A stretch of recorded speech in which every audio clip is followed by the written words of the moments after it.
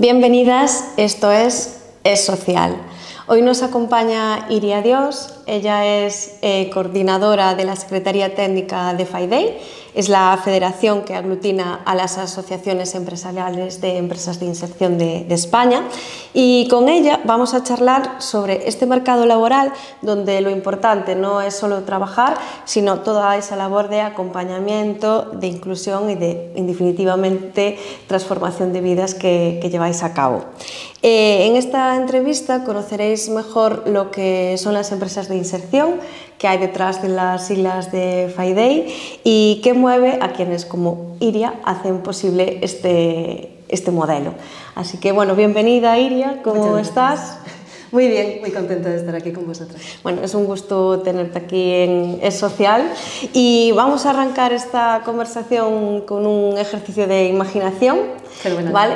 Pongamos que estás en un ascensor, imagínate que te diriges a alguna reunión de trabajo y que en ese ascensor vas a coincidir con personas con las que todavía te estás presentando, ¿no? ¿Qué eres y demás? Entonces te pregunta, ¿tú de qué trabajas? Antes de que se abran las puertas de ese ascensor, ¿qué le contarías? ¿Qué le dirías que son las empresas de inserción? Pues bueno, antes que nada, muchas gracias, de verdad estoy muy contenta.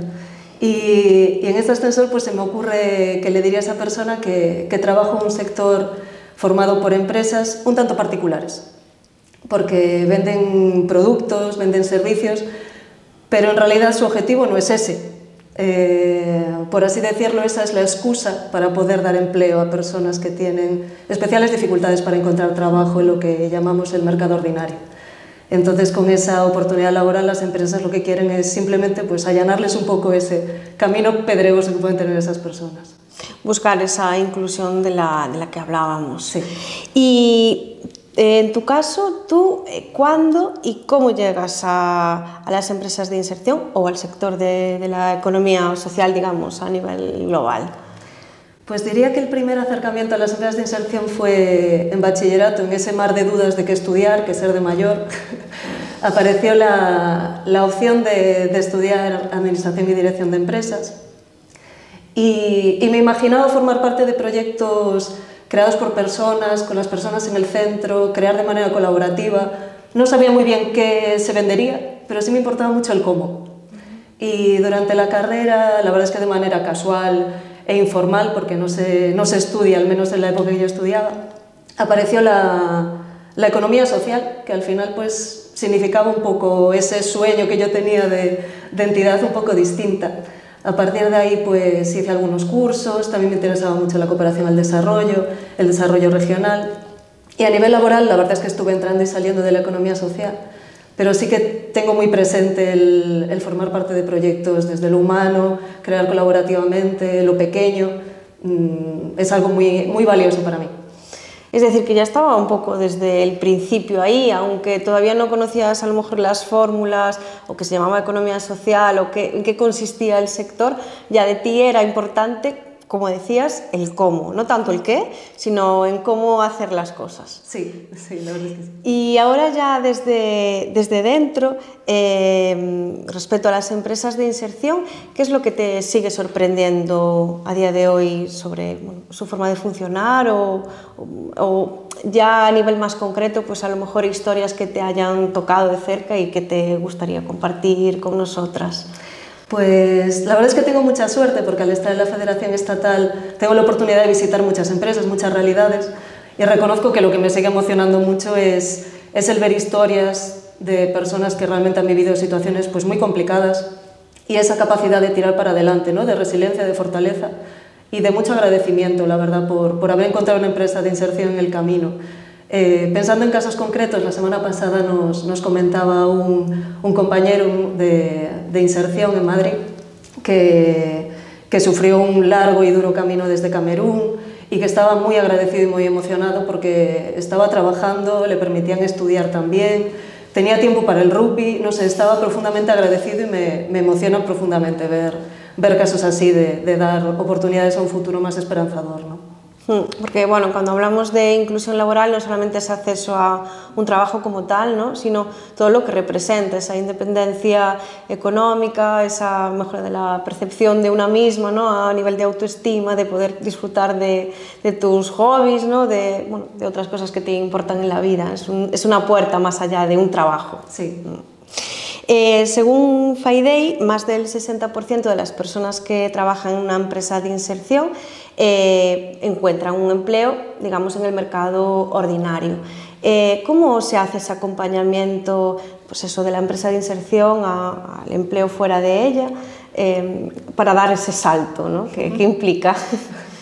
Sí, con respecto al número, la verdad es que desde FIDEI estamos muy orgullosas de decir que más o menos 2 de cada 3 personas que pasan por las empresas realmente han conseguido una oportunidad después, es decir, que ha funcionado la herramienta, ¿no? Y la inserción.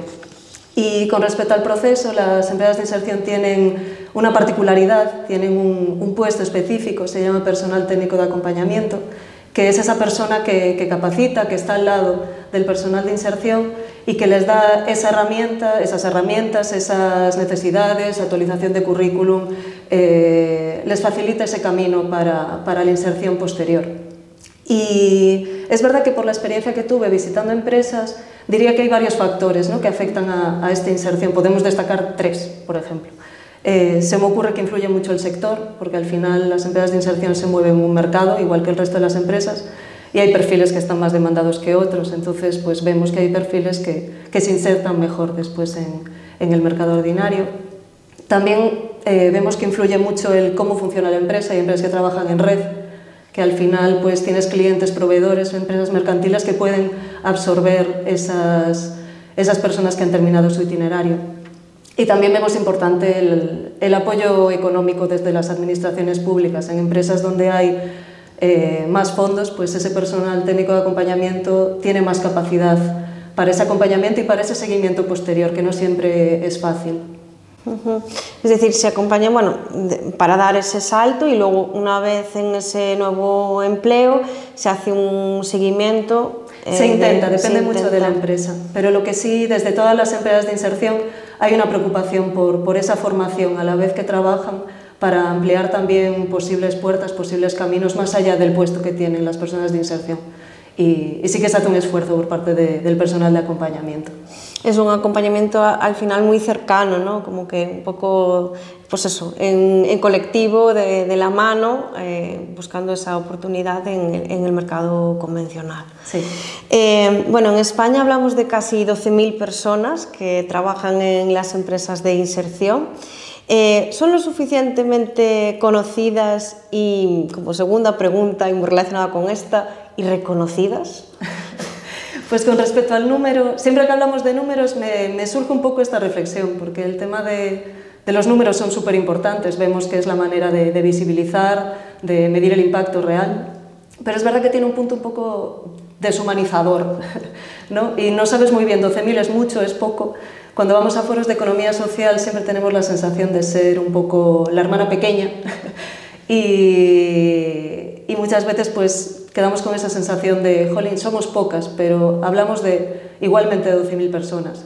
Que es cierto que no todas son de inserción, de las 12.000, 7.000 y pico serían, con los últimos datos, personal de inserción. Y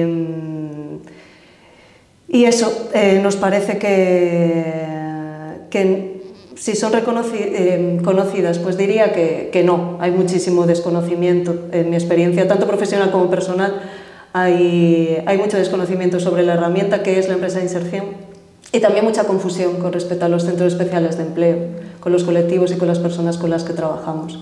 Y sobre el reconocimiento, pues también diría que hay bastante estigma a veces sobre la calidad o sobre cómo funcionan esas empresas y también está en nuestra labor el poner el foco en que son empresas competitivas, que son empresas que ofrecen servicios y productos con calidad y diría que la manera de conocerlas y reconocerlas tanto a nivel de FIDEI como a nivel ya más personal, a nivel de IRIA, sí, es el pensar en ellas cuando piensas en un producto o en servicio que te hace falta y tenerlas presentes. Yo creo que en el corto, medio y largo plazo es la manera también de ponerlas más en valor. Claro, es que al final a lo mejor estamos comprando o haciendo uso de un servicio que ofrece una empresa de inserción y no sabemos que es una empresa de inserción, por ejemplo, a lo mejor, ¿no? O bueno, hay que trabajar esa parte de visibilidad y ponerla en valor. Hablábamos de 12.000 personas, que como dices, a lo mejor es una cifra que, bueno, tenemos que ponerla en contexto, pero lo importante es lo que comentabas, ¿no? Las historias y el impacto que genera en la vida de esas personas, que es mucho, ¿no? Es un antes y un después. Y en esta línea, la mayoría de personas que atraviesan esos itinerarios de inserción son mujeres. ¿Qué papel juegan las empresas de inserción en esa lucha por la igualdad real? También, claro, obviamente en lo laboral. Sí, pues con respecto a esto, la verdad es que los últimos datos sí que nos dicen que más del 50% de las personas trabajadoras, tanto en inserción como personal de estructura, solemos denominarlo, son mujeres. Y yo diría que es que son espacios amables que realmente ponen a todo el mundo con derecho a opinar, a desarrollarse profesionalmente y que tienen ese punto adicional de empatía y de sensibilidad que a lo mejor no lo hay en otras entidades.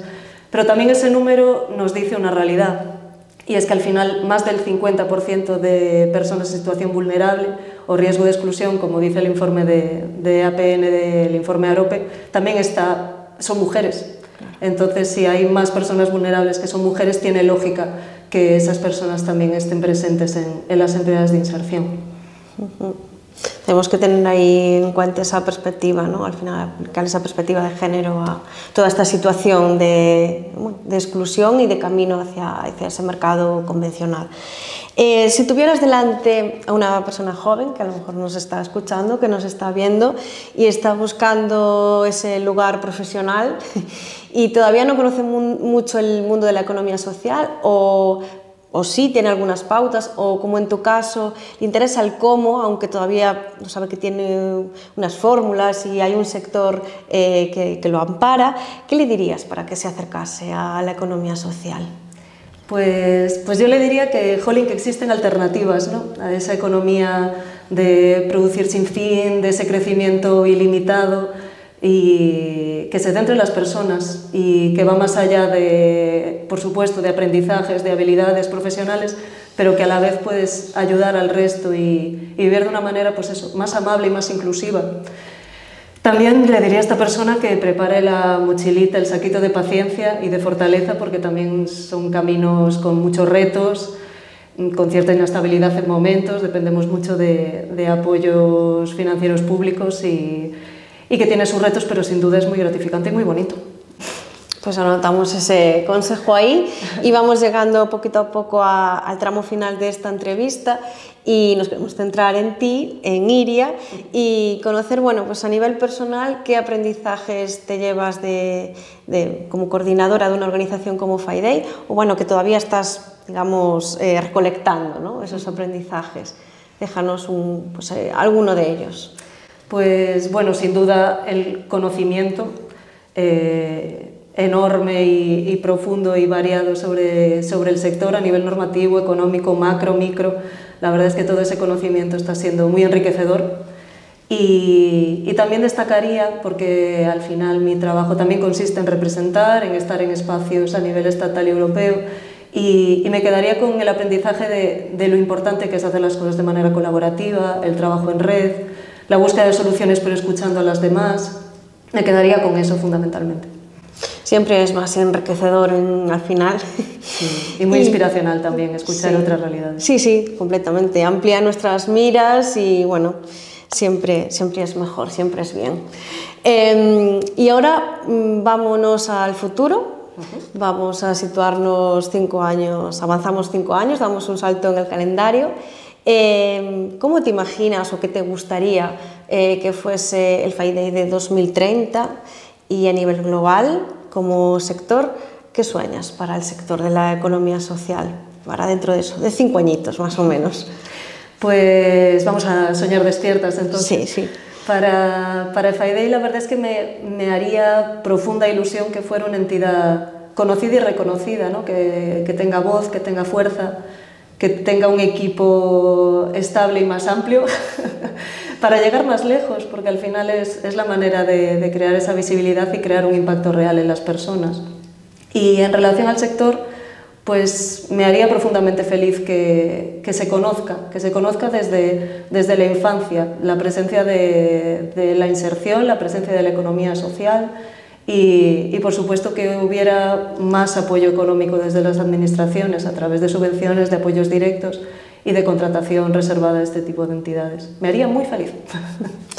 Pues nos sumamos a esos buenos deseos para las empresas de inserción y para el sector. Desde el ES Social es una iniciativa que busca justamente eso, visibilizar todo lo rico de este sector y que la gente pues lo conozca y no tengamos que esperar a encontrarnos a lo mejor de casualidad o en algún momento, ¿no?, de nuestra vida profesional o personal, sino que ya esté ahí, que ya sabemos a dónde podemos dirigirnos para saber un poquito más de él. Y ya como última pregunta, siempre terminamos las entrevistas de Social con banda sonora. Entonces, en este caso te vamos a pedir una canción que te inspira, que te guste, que esté presente en tu día a día, para sumarla a nuestra lista en Spotify.